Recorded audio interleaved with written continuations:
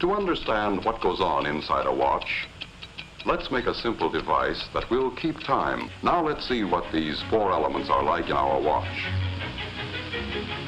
First, we'll take our watch apart, like this.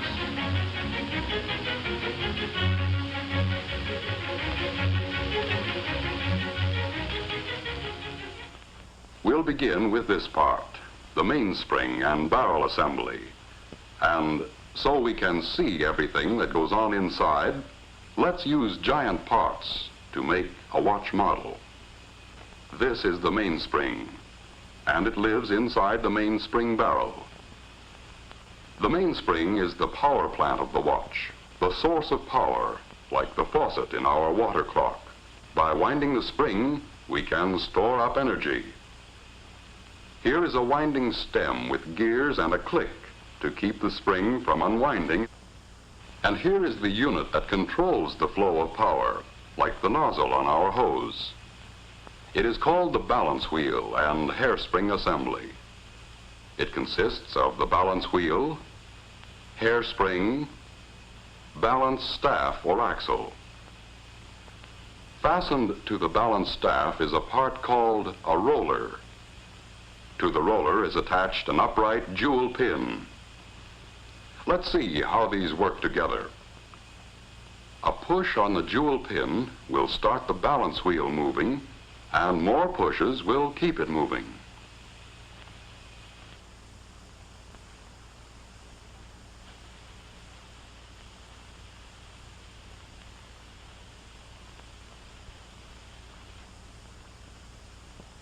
To do this job of pushing, we need this odd anchor-shaped lever called a pallet.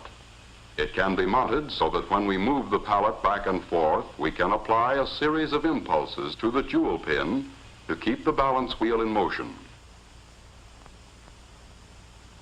Now to the pallet crossarm, we add a pallet jewel shaped like this. Here is a wheel called an escape wheel, with teeth on it so shaped that they will push the pallet jewel and jog the balance wheel into motion.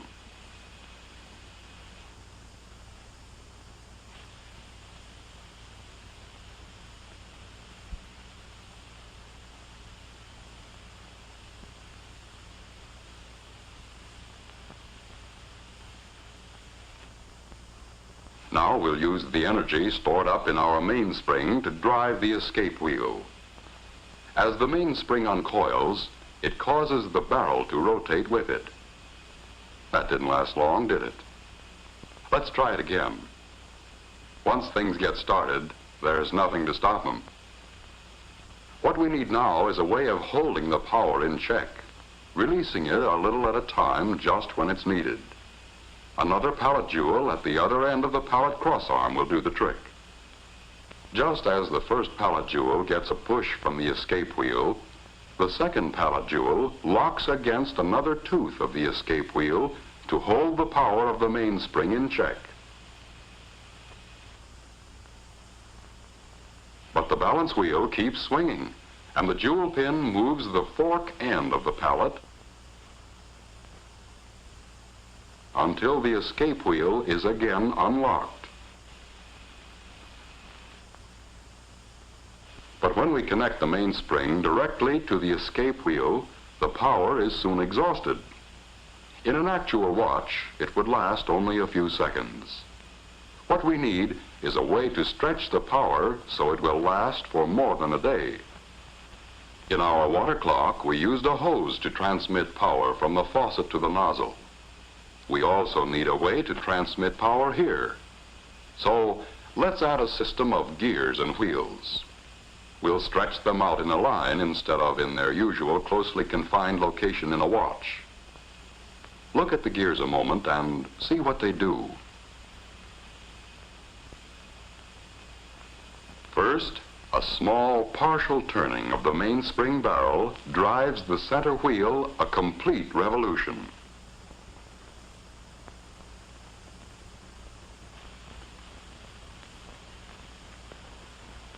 A partial revolution of the center wheel drives the third wheel a complete revolution.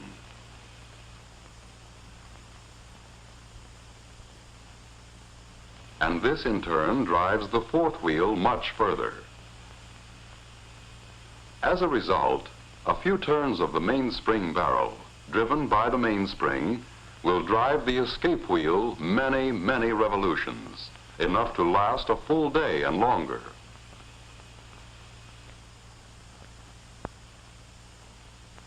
What we have now is a complete model watch train.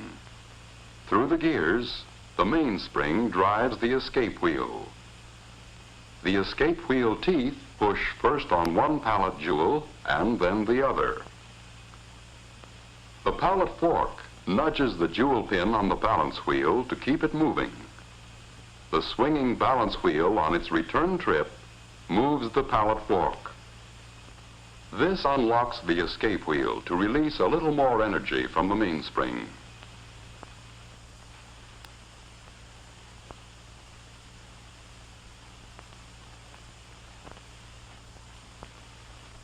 Back and forth, the balance wheel swings, controlled by its small coiled spring, the hairspring, in perfect rhythm.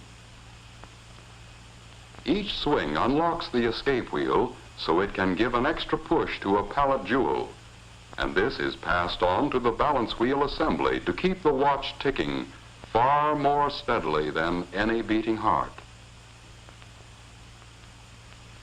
All we have to do now to measure time is count the ticks. But this would be a tedious job and not very practical. Just as we needed a dial on our water clock, here too we need a method for recording the flow of power. So to the shaft of this gear or wheel, we add an indicating hand to measure seconds. As the gear train of a watch moves far enough to make 5 ticks of the escapement, the second hand moves 1 graduation on its dial. To count the minutes, we can attach a dial and fasten a pointer to this gear wheel, which is just the right size so that it turns 1 complete revolution while the second hand makes 60 revolutions.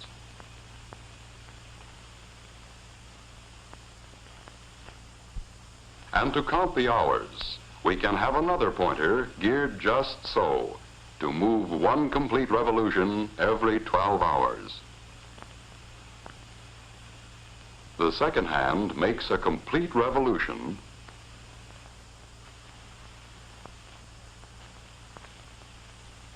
and the minute hand moves 1 graduation, and when the minute hand makes a complete revolution, an hour has passed.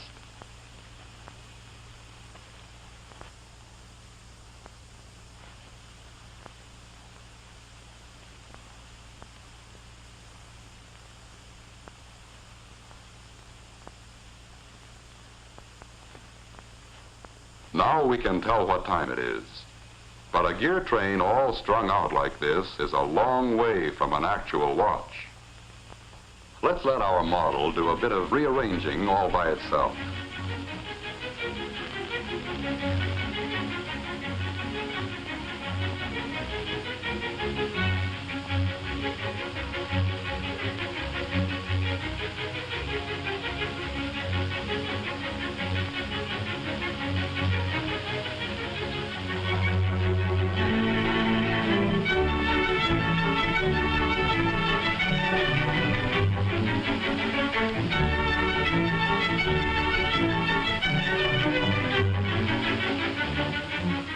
Now we know what time it is and how and why we know. A fine watch itself is, of course, a compact precision mechanism with parts miraculously small and fashioned by craftsmen with incredible accuracy. But the basic principles are those we have just seen, frequently applied on a scale almost microscopic to produce the world's most accurate portable measuring instrument. In a truly fine watch, there are many things which make possible the accurate control and release of power. Jewels, for example. Many people correctly believe jewels increase the value of a watch. They increase the value all right, but not by being ornamental. Jewels are in a watch strictly for business. They add to the value only when correctly placed and used. They are the bearings which lessen friction, increase the regularity of the running, and greatly extend a watch's life of dependable service. Harder than the finest steel, these tiny surfaces are finished so smoothly they reflect images like a camera lens. And working with oil, it takes a drop no larger than a pinhead for the entire watch. There is almost no friction. If any single part of a watch can be called more important, it's the hairspring. It absorbs and gives out an equal amount of force with each beat or swing at regular intervals. In a fine watch, the hairspring has uniform thickness throughout its whole length, is polished to a mirror-like finish, and made of metal relatively unaffected by magnetism or changes in temperature. It can be apparently distorted, but it always returns to perfect shape. Hairsprings are overcoiled, like we see here, to allow the spring to breathe evenly. Were this not done, the spring would coil and uncoil unevenly, fluff out on one side, and interfere with the accuracy of the watch. Because a watch is required to run in any position, to be accurate, the balance wheel must be perfectly balanced in any position. This is done by poising. The wheel is poised when there is no effect of the pull of gravity reflected in its action on the knife-like edges of the instrument which checks it. With perfect poising, and with the hairspring centered on the balance wheel, it runs accurately in any position all the time. And it's the same with all the parts. The tiny screws, scarcely larger than a speck of dust. The exceedingly small shafts. The precisely made gears and pinions. The sturdy nickel-silver plates and bridges. Every part is made with utmost precision.